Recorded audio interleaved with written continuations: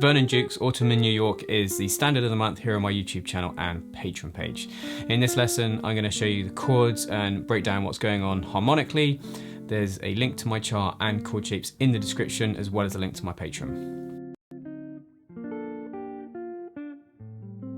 So Autumn in New York is a ballad dating back to 1934, written by Vernon Duke, although I think he was originally called Vladimir Dukowski.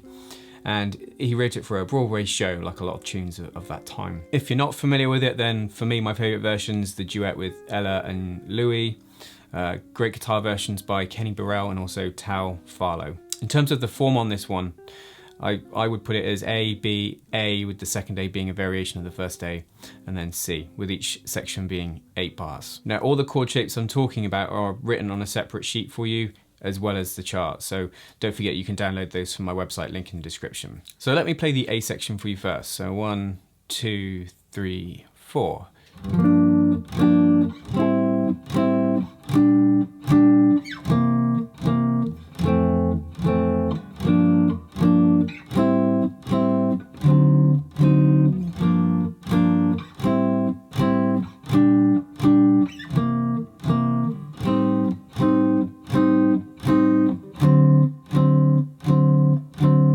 So straight away we've got some of my favourite features about this ballad. The ascending chords, bass notes going G, A, B flat, C, so it's ascending, but the melody descends. There's a nice combination there of the two things happening, I like that. And we start out on G minor 7. I'm using a 4-note voicing for that chord, to upper tone to A minor 7, to B flat 6. Now some people here like to play G minor 7 again. I think the real book says that, but B flat 6, B flat and G minor 7, they actually contain the same notes. And by using B flat 6, you get the bass going G, A, B flat up to C. And then we go resolve, this is a home chord, to F. We start that sequence again. G minor 7, A minor 7, this time I'm going to play a D7 flat 9. You can hear that's a tense chord, leading us into the second line, back to G minor 7, A minor 7, B flat 6, C7, and you can hear these next two chords is a bit of a departure. A minor 7 flat 5 to D7. So that's our A section. Now those are my personal preference on the voices. You could use other iterations, of course, that you might find easier. Say that D7 flat 9 if that's tricky for you, just play D7. When writing out these charts, there's always that feeling of, oh, I could put the chord there, I could put it, like for instance, I could have gone G minor 7, A minor 7, B flat 6, C7 off the E string to F major 7 up here, which is nice, but then the next chord is G minor 7, then things get quite high, and I've tried to make it so that we use the same chord, if it's G minor 7, play it in the same place as much as possible. On to the B section, 1, 2, 3, 4.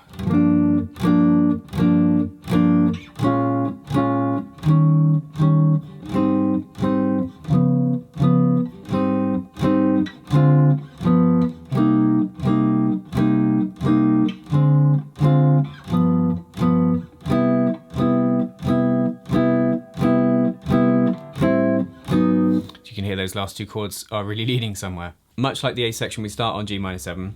The A minor 7 flat 5 D7 led us there, which I'll explain later. Whole bar of G minor 7 though. And then we're going to move up by a minor third to do a B flat minor 7 to E flat 7, which resolves to A flat major 7. Move to D flat 7, back to A flat major 7, and then a quick D minor 7 flat 5, G7. And already in this song we've got a lot of instances where chords are leading us to other places, which I will break down fully for you. And those two chords lead us to C minor, whole bar of C minor 7, repeat the D minor 7 flat 5, G7, but then you get the surprising resolve, not to C minor, but to C major, which I think sounds lovely. And then A minor 7, A flat minor 7 as like a chromatic descending chord leading to the first chord of the next section. So we've done the A section and the B section. The second A sounds like this. 1, 2, 3, 4.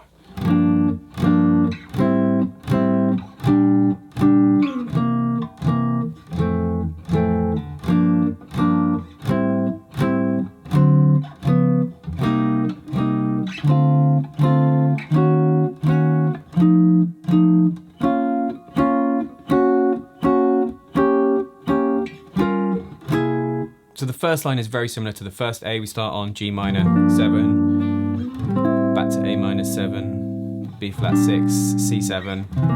So identical to the start, F major 7, G minor 7, A minor 7, and then things are moving here, D7, D flat 7, leading to C minor. And then we do a similar ascending progression, like we do G minor 7, A minor 7, similar but with some subtle changes. Upper tone to D minor 7. Lovely sounding chord coming in here, surprise chord. E flat minor 7, F7, very much leading us to this B flat minor 6. Now these next two bars, I think in all the versions everyone does something different, and I think this sounds best. B flat minor triad, and on the top of this triad I've got the 5th. If we raise that note, we get the flat 6, bit of a James Bond feel. Raise it again with a G, we get this major 6, and then this quick 2-5, G minor 7, flat 5, to a C7 with a sharp 5. If you find that tricky, just play C7 and take the note off the B section, the B string, sorry. And those last two chords lead us into the final section, the C section, that goes like this: 1, 2, 3, 4.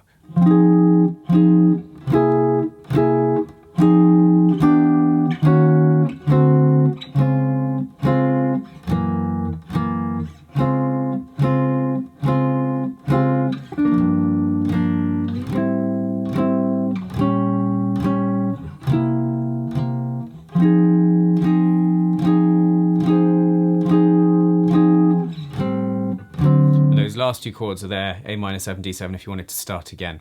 Let me talk you through that. So we start on F minor 7, go into C7, sharp 5. Again, you could just play C7, take the note off the B string if it's easier for you.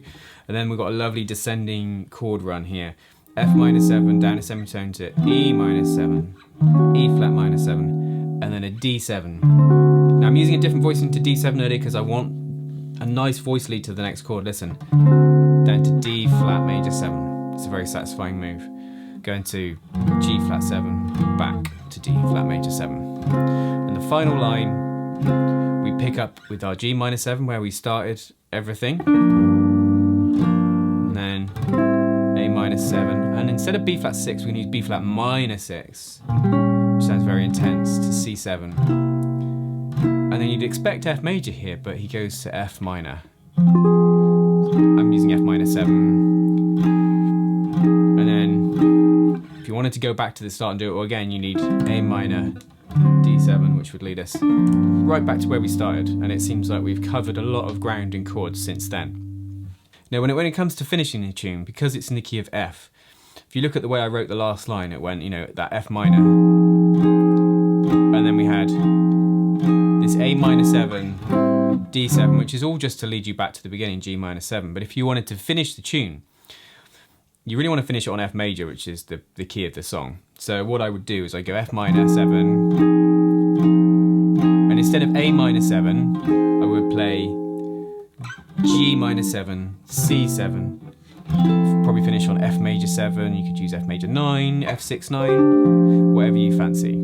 But important, I think you finish it on that major chord, and you need G minor 7 and C7 to do that because that's the 2-5 from the parent key of F. Now I've done that obviously section by section so you can piece it all together. Let me play it all the way through for you nice and slow. 1, 2, 3, 4.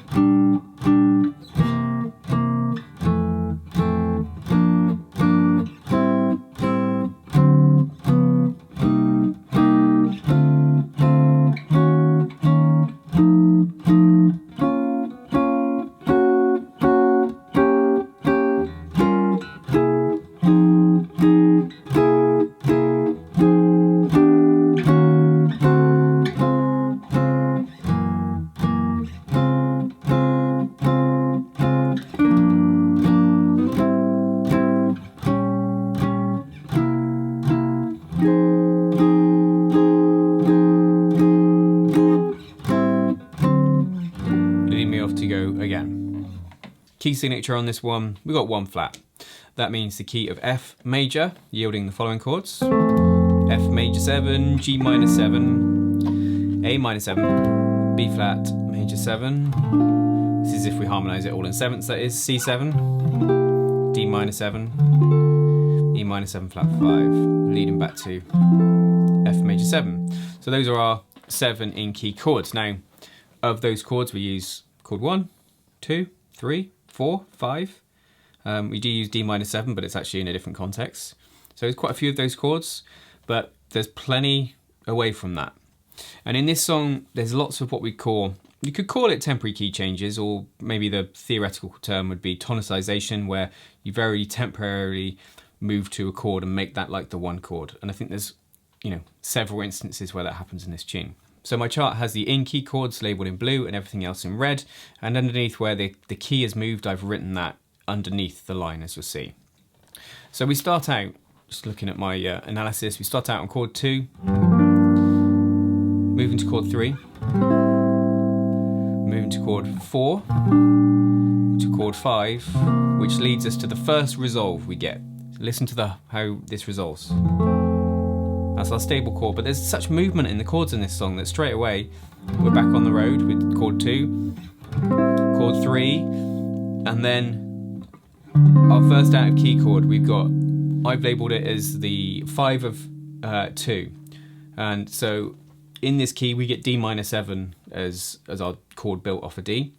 So D7, this is a secondary dominant, and the composers used it because it's the dominant of G, or G minor, and it will lead us back to the 2 chord nicely, which it does perfectly.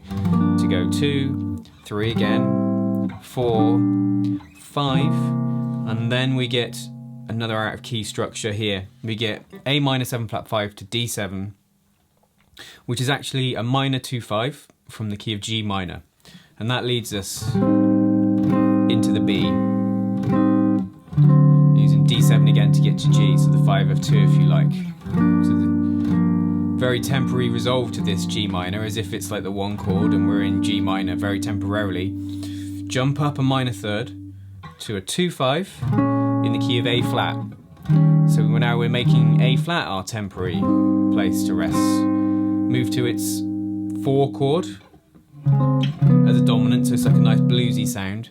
Back to 1, and then we're going to do a quick 2-5, minor 2-5, D minor 7 flat 5, G7 will lead you to C minor or C major, and then C minor is made our temporary place, as that's our important chord, our tonic chord.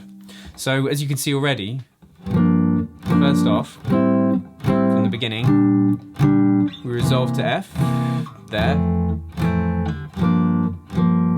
uses the D7 flat 9 to lead us back to do it again nicely, but then uses this A minor 7 flat 5, this minor 2-5 1 to temporarily lead us to G minor, and then we shift to A flat major. As soon as we start this journey, we land on this A flat, hang there for a little bit, we move into C minor, and then on this we're going to stay there, 2, 5, and as I said earlier, minor 2-5s don't always have to lead to a minor chord. Like composers, particularly in the 30s, people like Cole Porter, like you take the song, What Is This Thing Called Love? You get D minor 7 flat 5, G7 to C major, and that's exactly what's happening here.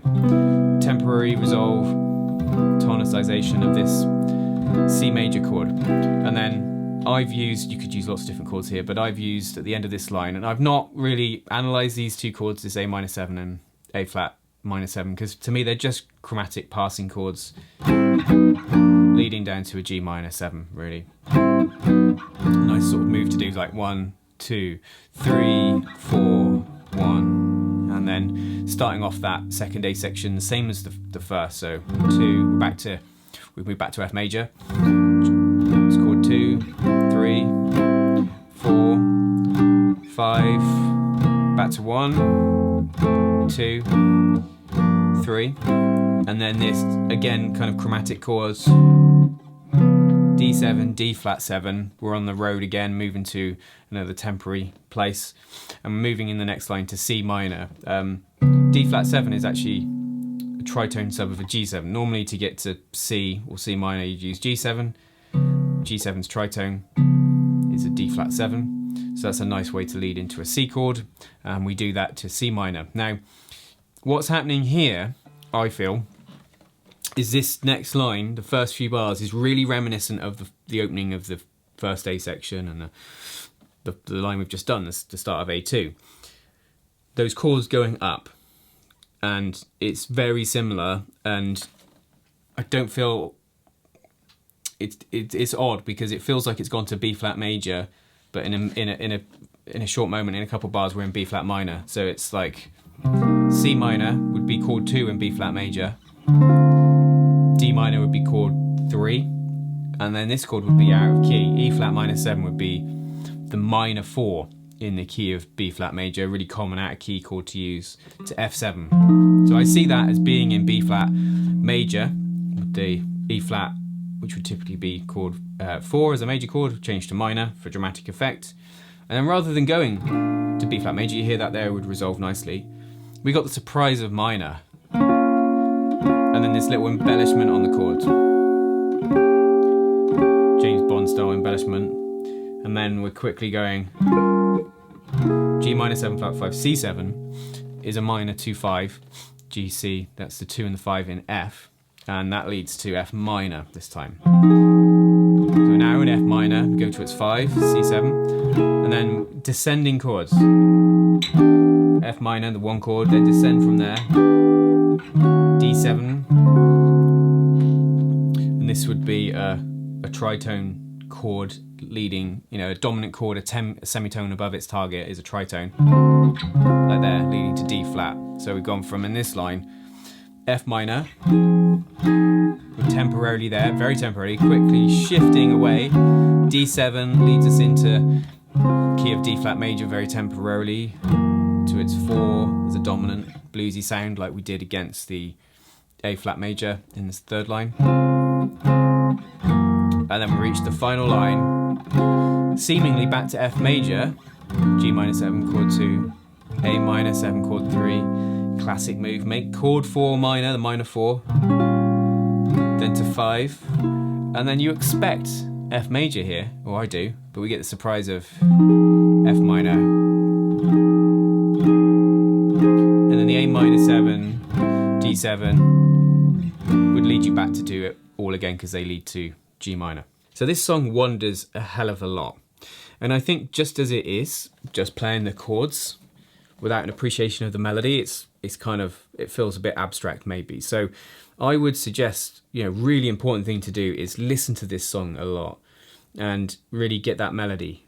Try and figure it out by ear if you can from recordings, and then relate that to the chords. If you're able to get that melody in your ear so you just know the sound of it, and then maybe you think of it or hum it or sing it as you play those chords, they will make a lot more sense. But just looking at that chart on my screen, look, we start in F, then we have that kind of end of the A section moving to almost to G minor kind of, then the start of the B section, then we're going to A flat major, then C minor, then C major very temporarily, and then back to F major, to B flat major, deceptively into then B flat minor, into F minor, into D flat major, into F major, F minor. So there's, as I said, this very temporary, make this chord the tonic chord. So in every song there's the one chord.